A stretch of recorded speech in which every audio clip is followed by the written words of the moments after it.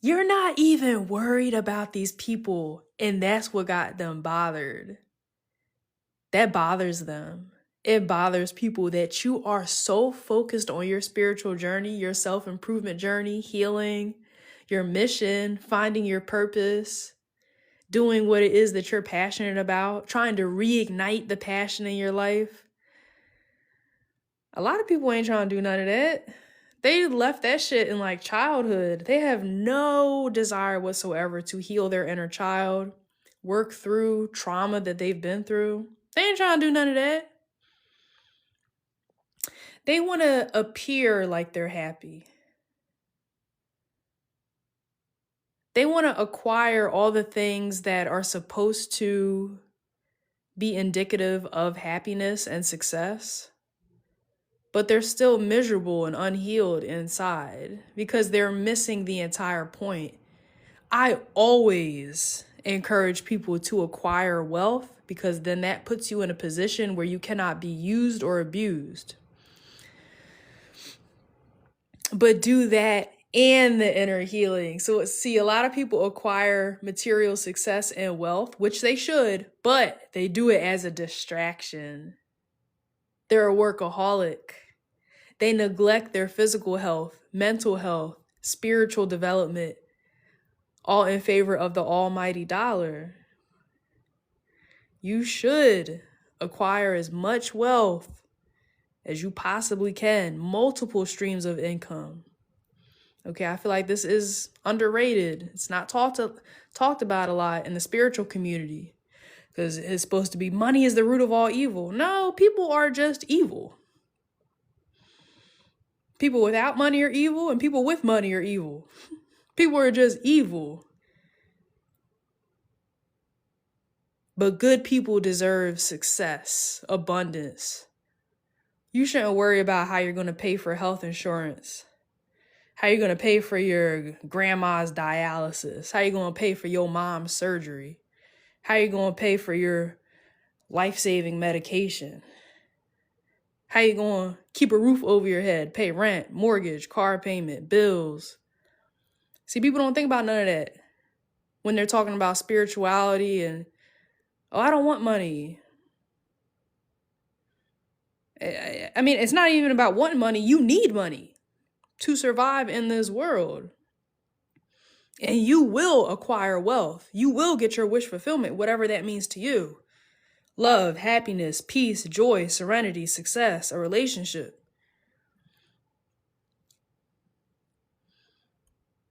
Whatever it is that you want, you got it. Don't let these people talk you out of your dreams and throw doubt and cast doubt into your plans because they absolutely will. They'll guilt trip you. Especially if you spiritual, they going to try to convince you that you should take the vow of poverty and live in a box on the side of the freeway because you spiritual.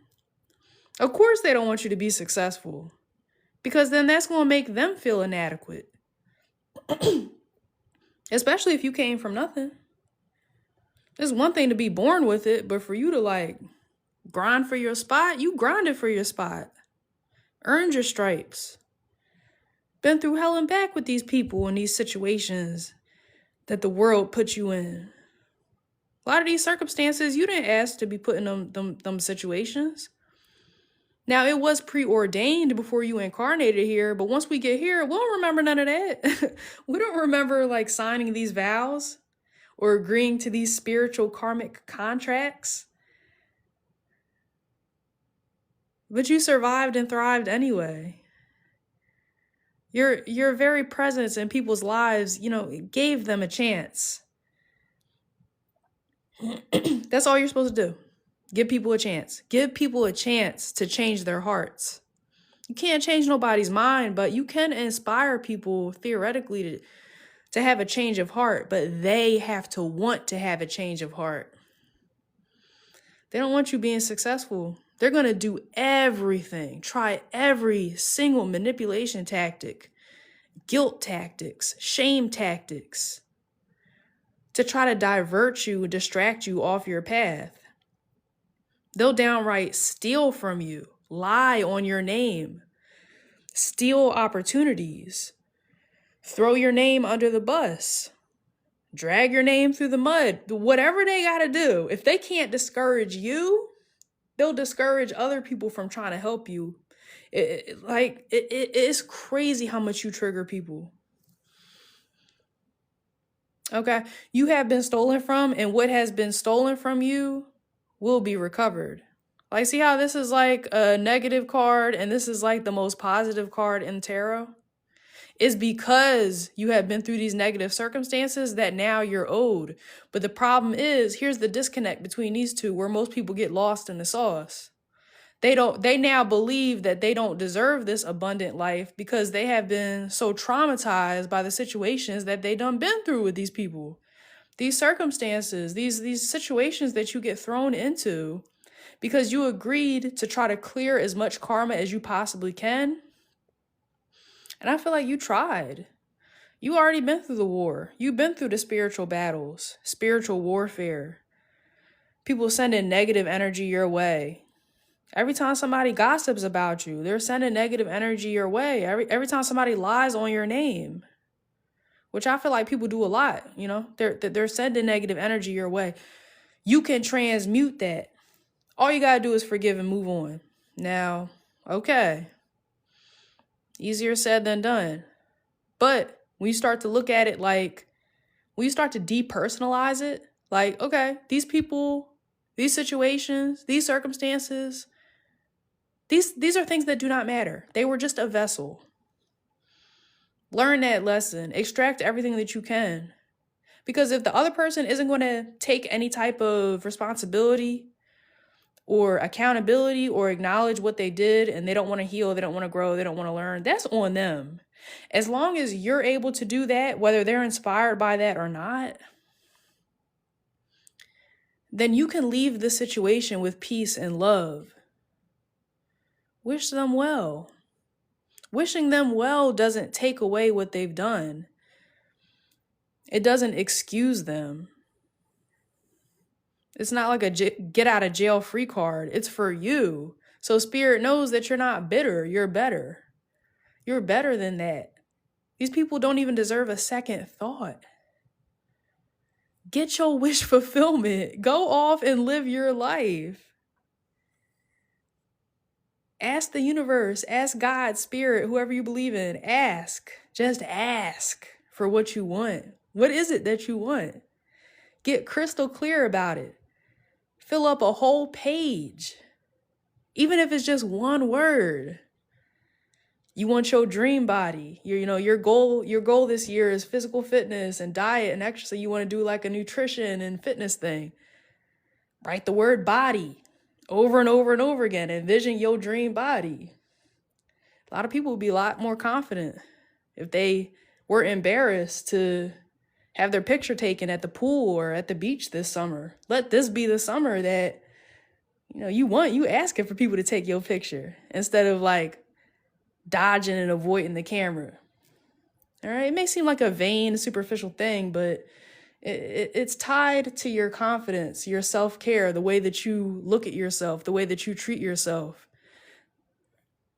That directly, reflects how other people see you and treat you as well. All right, Joffrey? Your physical is a representation of your mental state, how you feel about yourself. It changes the way that people treat you. I wish it wasn't like that, but it's true. Anybody that's lost a significant amount of weight, they'll tell you. People make videos about it all the time, this phenomenon. Damn, people treat me way different. People are opening doors for me. I'm getting promotions, job opportunities. People are letting me cut in front of them in line. I get free stuff at stores. People treat me better. Yeah. Because you look like you give a damn. It's indicative of discipline. And this is just one thing. Like if that's what you want, if that's going to make you confident, write the word body over and over and over and over again in your journal. People don't realize how powerful of a manifestation technique that is, journaling. Doesn't have to be a poetic autobiography of your life. Like, you don't have to be Shakespeare or the Bronte sisters. You don't have to write a Victorian literature in your journal, in your diary. Just write the word body over and over again and visualize that dream body if that's what you want, for example. Do the same thing with money. What are you going to do with the money? How are you going to feel waking up not having to worry about nothing? You could be charitable if you want to. You know how many times I've been at a play or a musical and wanted to donate but didn't have the funds? I wish I did. I wish I did have funds to support the arts. I'm watching King of Queens on Tubi every 5 minutes. You know, the cancer research place is asking for money, asking for funds, and they're good at that. They'll pull, them commercials will pull on your heartstrings. It's very manipulative what they do, but it's just another example of what you could do. You could be generous, you could be charitable, you could give back, pay it forward. Especially if the universe has sent people that were kind and generous towards you. You know, those are just a couple examples. But that's you knowing what you want. Say you live in a chaotic household, or you live in a really noisy building and you wish that you had peace and tranquility. You wish that you could just like sit back in your rocking chair and kind of just put your feet up instead of burning yourself out and working yourself into the ground or feeling guilty about not being able to do that.